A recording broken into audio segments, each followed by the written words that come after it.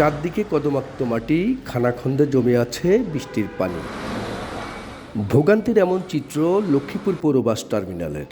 দীর্ঘদিন সংস্কার না হওয়ায় সামান্য বৃষ্টিতেই সৃষ্টি হয় জলাবদ্ধতা। চলাচলের অনুপযোগী পরিবেশে দুর্ভোগে যাত্রী ও শ্রমিকরা। ভুক্তভোগীরা জানায়, টার্মিনালের সীমানা প্রাচীর ভাঙা ও বৈদ্যুতিক খুঁটিতে বাতির ব্যবস্থা না থাকায় অন্ধকার নামলেই ঘটছে ছিনতাই ও চুরির ঘটনা। আর মোটরযান শ্রমিকদের অভিযোগ, নিয়মিত পৌর টোল আদায় করা হলেও নেওয়া হচ্ছে না টার্মিনাল সংস্কারে কোনো ব্যবস্থা।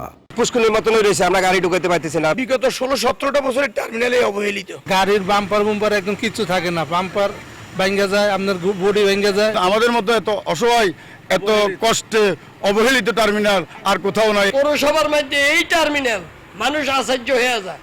সবার কথা একটাই হলো, আপনারা পৌরটোল বন্ধ করেন। পৌর প্রশাসক জানান, বরাদ্দের অভাবে টার্মিনালটি পুরোপুরি ব্যবহার উপযোগী করা সম্ভব হয়নি। প্রয়োজনীয় বরাদ্দ পেলেই শুরু হবে আধুনিকায়নের কাজ। এবং আধুনিকায়নের জন্য আমরা একটা প্রকল্প জমা দিয়েছি। এটা প্রকল্প অফিস থেকে অনুমোদন আসলে আমরা বড় আকারের সংস্কার করতে পারবো। 1996 সালে শহরের বিসিক শিল্পনগরী সংলগ্ন এলাকায় 1.5 একর ভূমির উপর নির্মাণ করা হয় লক্ষ্মীপুর পৌর বাস টার্মিনাল। মাজহারুল আনোয়ার টিপু, সময় সংবাদ, লক্ষ্মীপুর।